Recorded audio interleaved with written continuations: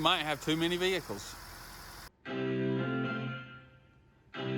little something different today. It's my wife's CRV, 2016.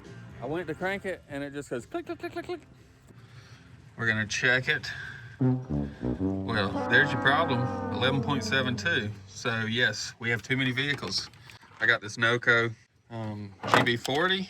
So we're gonna clamp it on here. Let's see if I can do that and videotape.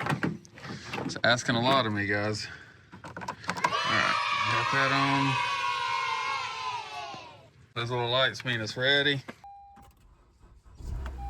All right, that was the problem. We got a dead battery. So 14.27, so the alternator's still working. We need to drive these things more.